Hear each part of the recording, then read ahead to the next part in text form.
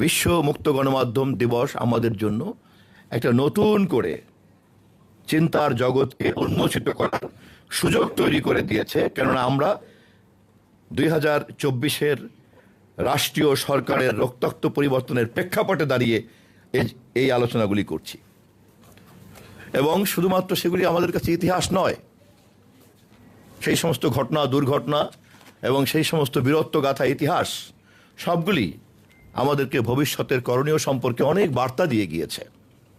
প্রশ্ন হচ্ছে, সেই বার্তাগুলিকে আমরা বুঝেছি? সেই বার্তাগুলিকে আমরা পাঠ করতে পেরেছি? এবং সেই পাঠ করা বার্তাগুলিকে আমরা কি আমাদের কর্মপরিকল্পনার মধ্যে অন্তর্ভুক্ত করতে পেরেছি এবং তাকে আমরা নিয়মিত চর্চা করতে পারছি? এই প্রশ্নগুলির উত্তর দেয়া অথবা উত্তর আদায় করার জন্যই আমি মনে করি যে মুক্ত গণমাধ্যম অবশ্যই আমাদের জন্য, একটা সভ্য রাষ্ট্রের জন্য জরুরি। এবং আমাদের দেশের যা যা সমস্যা ইতিপূর্বে হয়েছে, তার মধ্যে যা যা কারণ আছে, তার মধ্যে অবশ্যই একটি গুরুত্বপূর্ণ কারণ হচ্ছে একটি সুস্থ গণমাধ্যম ব্যবস্থা না থাকা। এবং এই সুস্থ গণমাধ্যম ব্যবস্থার না থাকা এবং এর সবচেয়ে বড় উদাহরণ হচ্ছে চতুর্থ সংশোধনী। সংবিধানের চতুর্থ সংশোধনীকে পাঠ করলে আপনারা দেখবেন তার যত ভয়াবহতা, তার সবচেয়ে ভয়াবহতা কিন্তু হচ্ছে গণমাধ্যমের কণ্ঠস্বর রোধ করা। এবং তৎকালীন সময়কার সরকারের যা যা দুঃশাসনের চেহারা এবং চরিত্র আছে, তার মধ্যে সবচেয়ে ভয়াবহ দিক কিন্তু হচ্ছে এটা।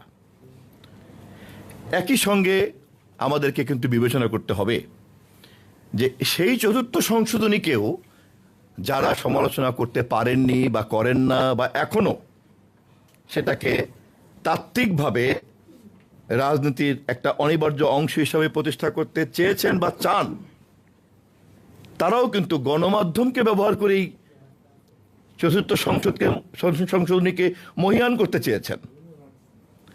আমি জানি না আমার পয়েন্টটা আমি কমিউনিকেট করতে পেরেছি কিনা।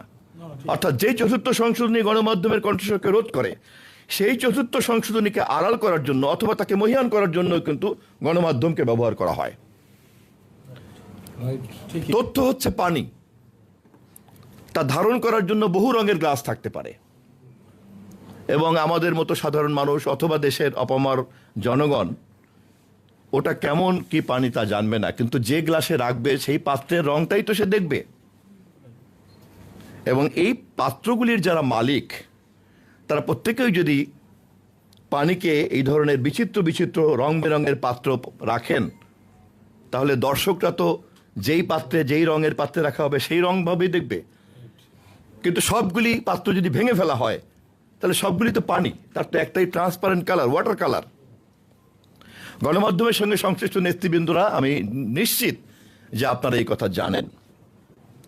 চ্যালেঞ্জটা কিন্তু এই নয় যে সত্য দুইটি, চ্যালেঞ্জটা কিন্তু হচ্ছে এই যে সত্যকে কতগুলি পাত্রে রাখার জন্য কতগুলি কারিগর কাজ করে, এবং সেই সকল কারিগরের বিচিত্র বিচিত্র রঙের যে পাত্র, যেই পাত্রে সে তথ্যকে ধারণ করতে চান, কন্টেন্টকে সে কন্টেইন করতে চান এবং এইভাবে বিভ্রান্ত করতে চান, তার চ্যালেঞ্জটা আমরা কিভাবে করব, সেটাই কিন্তু চ্যালেঞ্জ।